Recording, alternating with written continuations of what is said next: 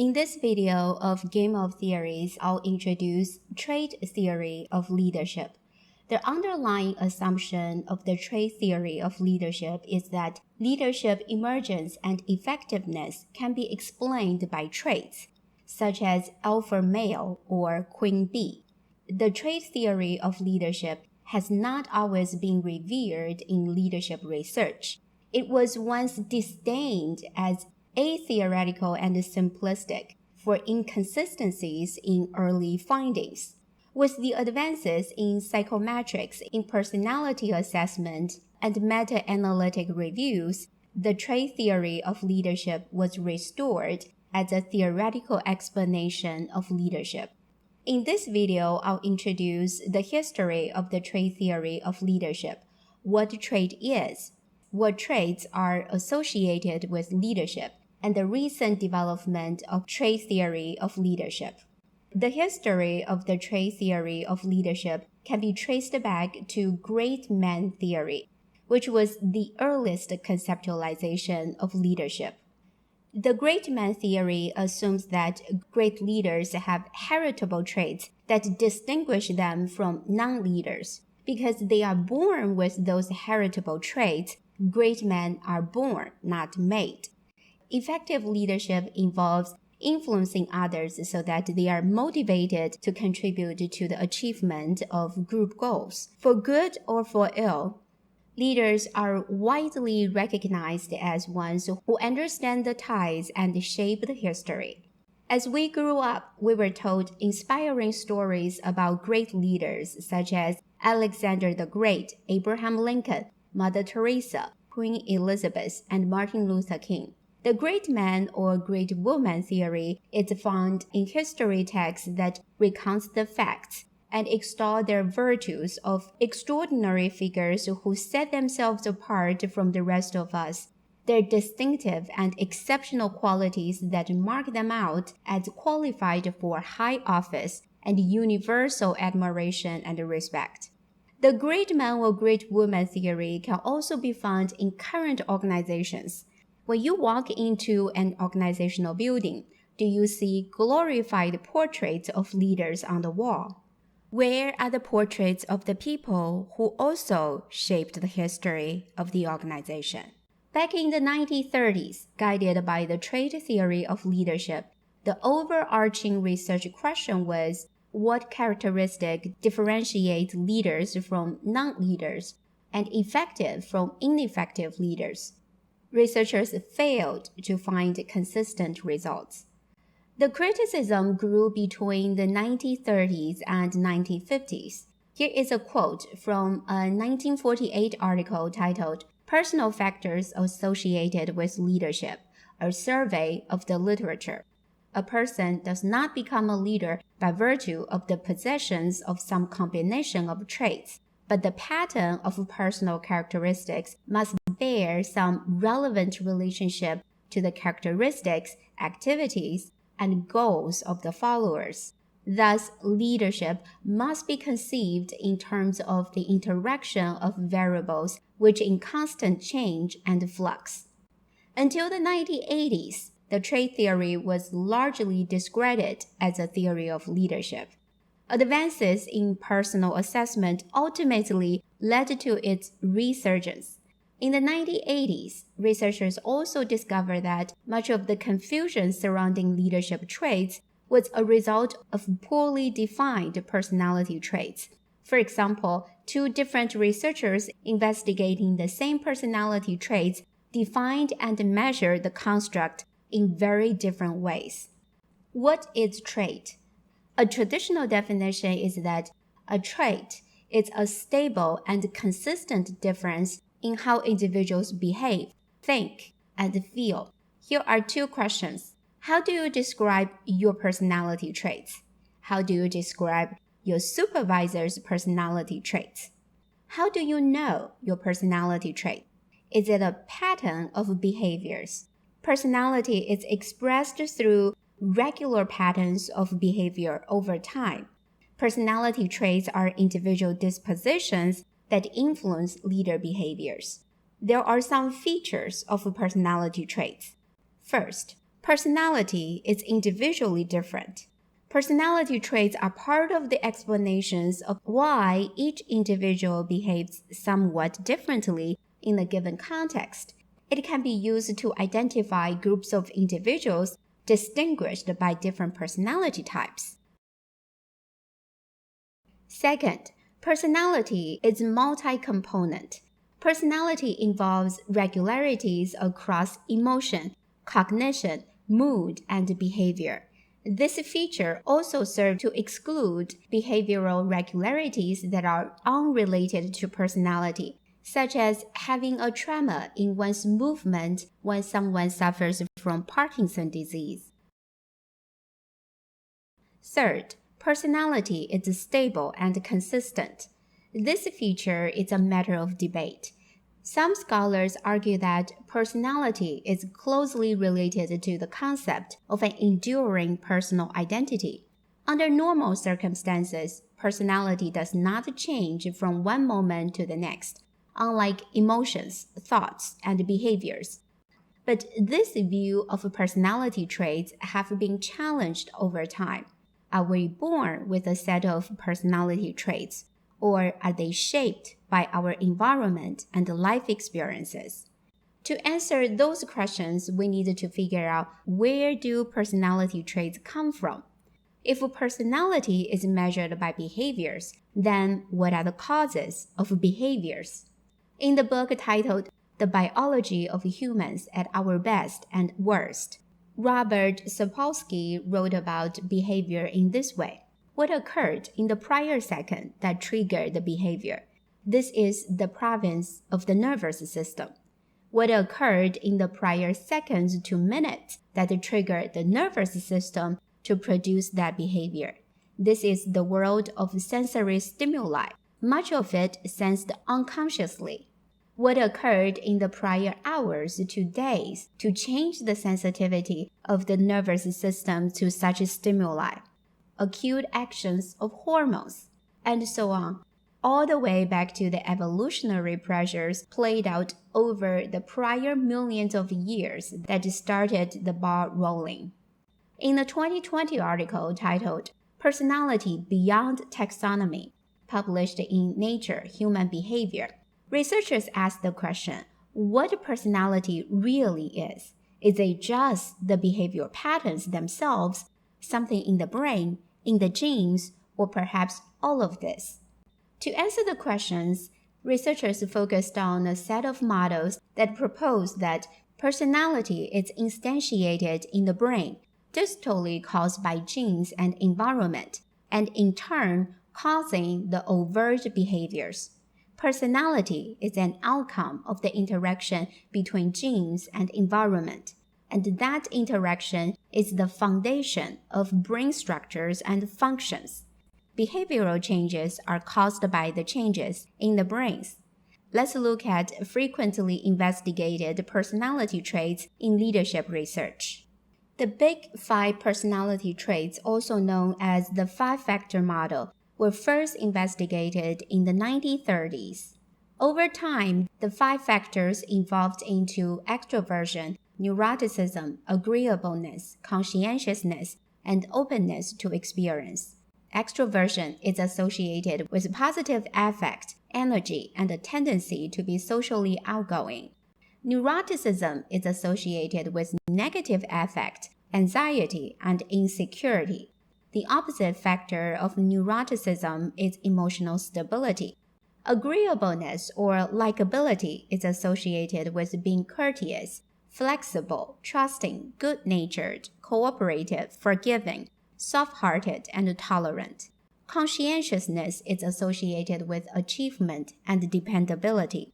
Openness to experience is associated with creativity, open-mindedness, and eagerness to learn. Agreeableness is associated with being accommodating, caring, and trusting. In the 1991 article titled The Big Five Personality Dimensions and Job Performance, a meta-analysis published in Personnel Psychology, researchers conducted a meta-analysis of 162 samples obtained from 117 studies on the relationship between personality traits and job performance in different occupations, such as professionals, police, managers, sales, and skilled and semi-skilled labor. The results indicated that the personality traits of conscientiousness was consistently associated with performance criteria for all occupational groups. Extroversion was a valid predictor for two occupations of managers and sales. The explanation could be that both of the occupations involved a large amount of social interaction. Both extroversion and openness to experience were valid predictors of the training proficiency across occupations. The training proficiency measures consisted most of training performance ratings. The relationship between the two personality traits and the training proficiency could be explained by an argument that curious, broad-minded people who were motivated to learn were more likely to benefit from the training. A recent meta-analysis of the Big Five personality traits and performance was published in 2022. In this study, researchers analyzed 54 meta-analyses, which collectively included 2,028 studies and 554,778 participants. Conscientiousness was still the strongest predictor of performance. The results also indicated that the effect of the Big Five personality traits on job performance was different from the effect on academic performance. For example, conscientiousness was more strongly associated with academic performance than job performance. Extroversion and neuroticism were less strongly associated with academic performance and job performance. What traits do transformational leaders have? In one article, researchers investigated the relationship between the Big Five personality and transformational leadership. Transformational leaders obtain influence by seeking followers to identify with a vision that reaches beyond their own immediate self-interests. Transformational leadership has 4 dimensions.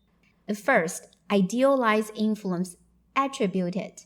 For example, display a sense of power and confidence, and idealized influence behavior. For example, talks to us about his or her most important values and beliefs. Second, inspirational motivation articulates a compelling vision of the future.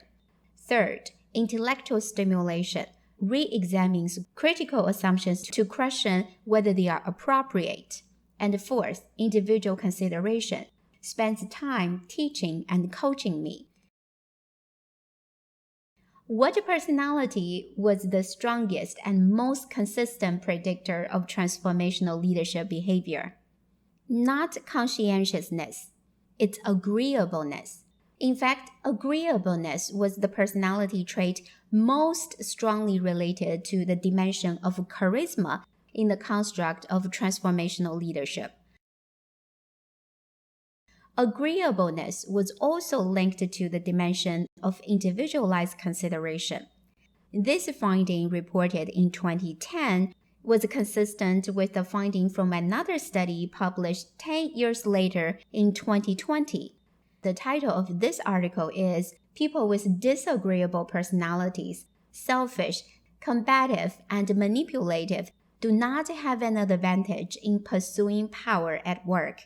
This article was published in Proceedings of the National Academy of Sciences. The question is, if existing literature reported a strong relationship between agreeableness and transformational leadership, then why did the researchers ask whether disagreeable individuals attain more power in their careers than agreeable individuals? The researchers justified their research questions in this way. We suffer no shortage of jerks in power. Even with just a moment's reflection, it's easy to think of an individual in power who is bullying, selfish, and arrogant. Whether in business, politics, academia, and the arts, seeing a disagreeable person in power prompts a question that is profoundly important and yet has received insufficient empirical attention. Does being a jerk help people attain power? Or more precisely stated, are people who are disagreeable when they begin their career more likely to become powerful than are agreeable people? To find the answer, the researchers tracked 457 disagreeable people over a 14-year span that began while they were in college or graduate school prior to entering the labor market. In this study, disagreeableness was defined as a relatively stable aspect of personality that involves the tendency to behave in quarrelsome, cold, callous, and selfish ways. It is the exact opposite of the personality trait of agreeableness. Disagreeable people tend to be hostile and abusive to others, deceive and manipulate others for their own gain, and ignore others' concerns or well-being. The researchers then tested whether those disagreeable people attained more power in their work organization than others as their professional careers unfolded over 14 years. The results suggest that disagreeable people did not attain higher power as opposed to extroverted individuals who did gain higher power in their organizations. But why no relationship between disagreeableness and power attainment? The researchers did some further investigation. In the workplace, disagreeable people engaged in two different patterns of behavior that offset each other's effects on power attainment. Disagreeable people engaged in more dominant aggressive behavior, which induced fear through intimidation and coercion. This is exactly what Niccolo Machiavelli wrote about in his book, The Prince, which was first dedicated to Giuliano de' Medici, son of Lorenzo the Magnificent. After Giuliano's death in 1516, the book was dedicated to his successor. Machiavelli himself was born the same year when Lorenzo the Magnificent assumed power in Florence, Italy. In later life, Machiavelli served Giulio de' Medici, who became Pope Clement VII in 1523. In Machiavelli's book, The Prince, he wrote, "It is far better to be feared than loved if you cannot be both. It's not love that conquers, but fear. Love is a bond of obligation which people break when it suits them to do so, but fear holds them fast by a dread of punishment that never passes. A ruler," Machiavelli wrote, "must possess virtue, which is an ability to adapt. It is flexible rather than rigid, and defined by circumstances.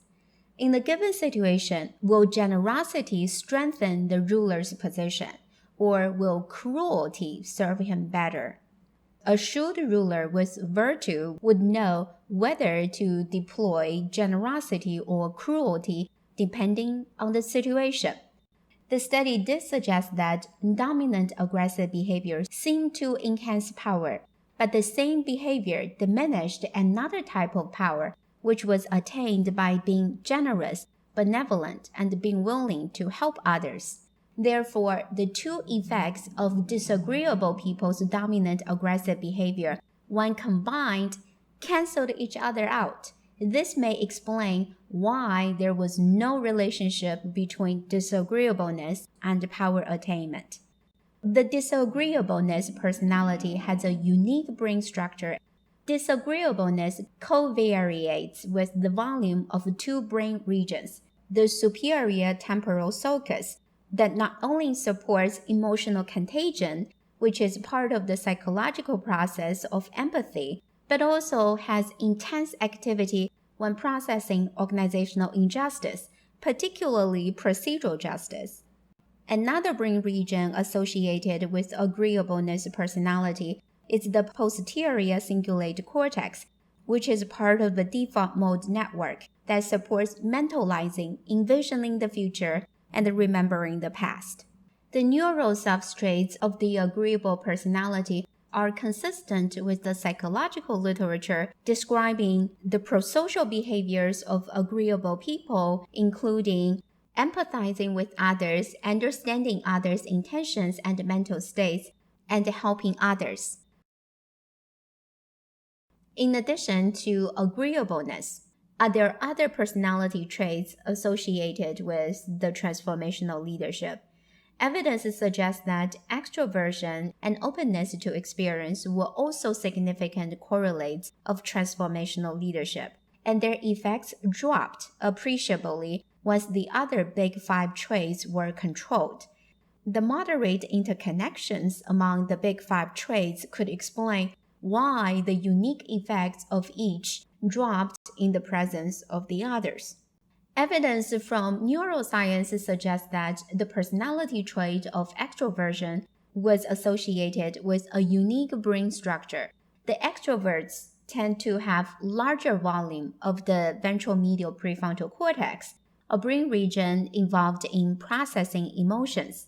Taken together, although extroversion and agreeableness are the personality traits associated with transformational leadership, their neural substrates indicate the rich emotional experience of transformational leaders.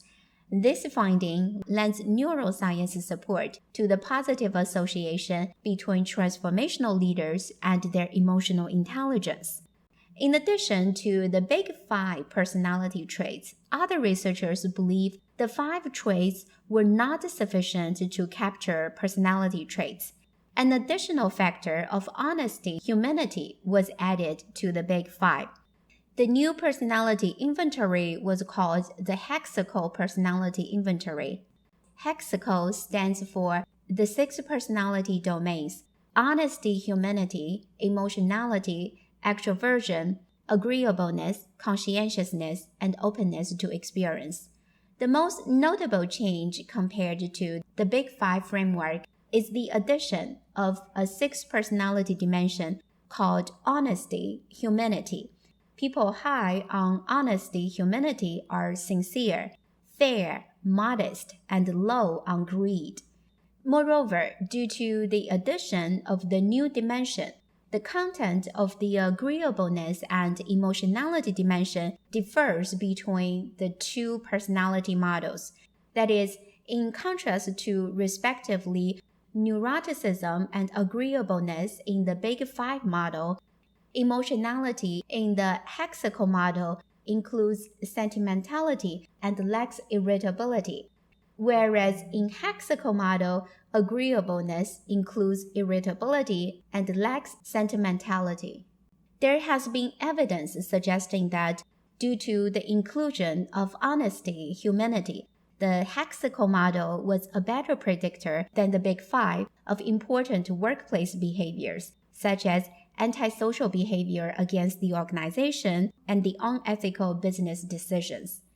Using the HEXACO personality inventory, some researchers reported that, again, both agreeableness and extroversion to be associated with effective leadership. Do abusive supervisors have some shared personality traits?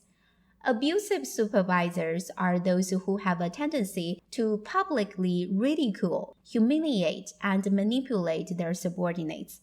Abusive supervisors display sustained verbal and nonverbal hostility toward their subordinates. In a 2017 article titled Supervisors' HEXACO Personality Traits and Subordinate Perception of Abusive Supervision, published in the Leadership Quarterly, researchers collected the data from 107 supervisor-subordinate dyads. The results of data analysis indicated that abusive supervisors had low scores of agreeableness and honesty, humanity.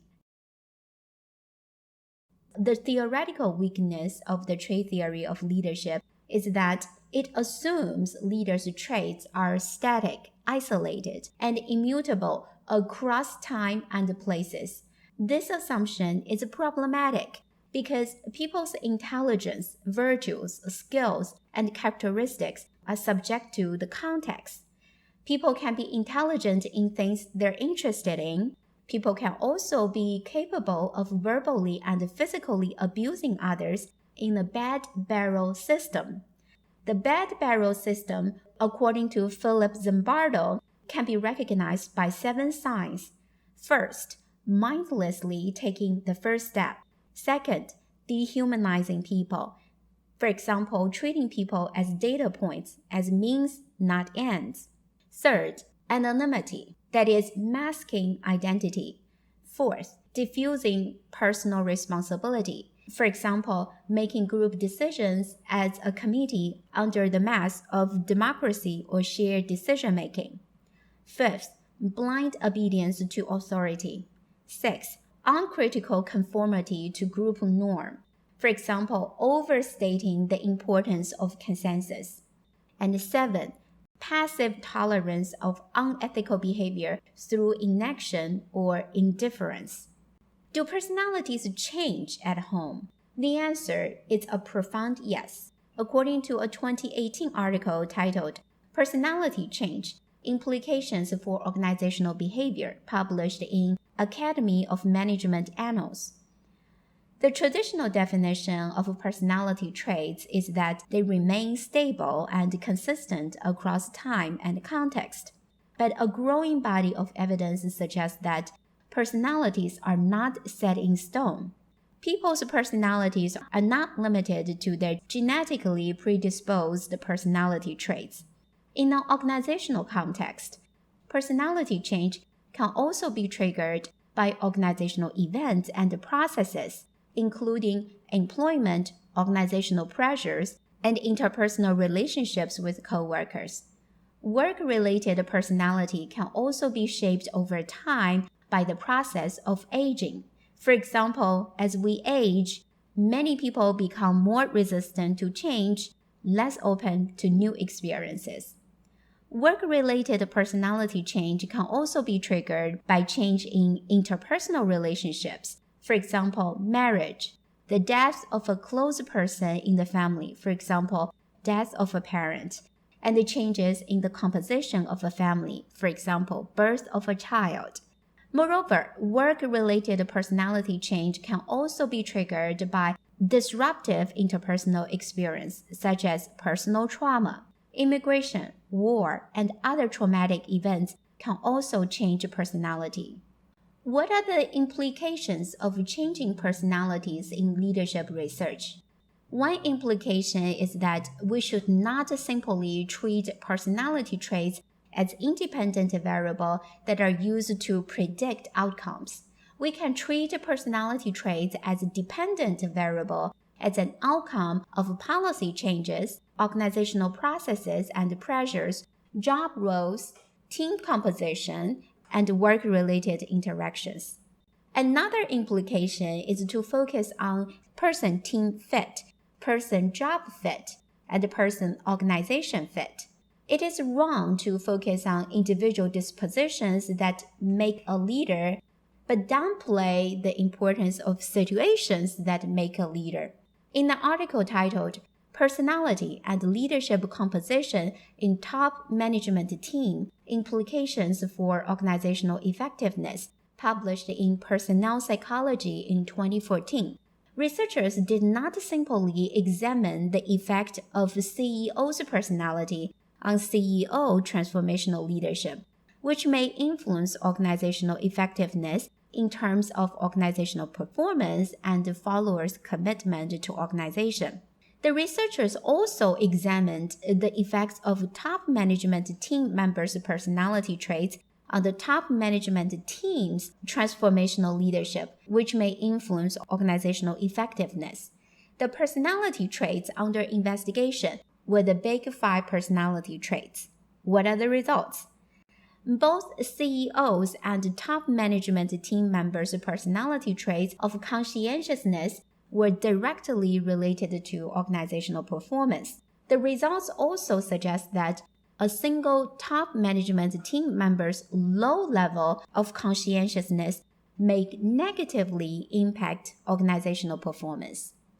The researchers also reported other findings. For example, organizational performance was higher when the CEO exhibited higher levels of transformational leadership. But CEOs and top management team members' transformational leadership were significantly related to followers' commitment to organization. And CEOs' emotional stability and openness to experience were indirectly related to both measures of organizational effectiveness through CEO transformational leadership.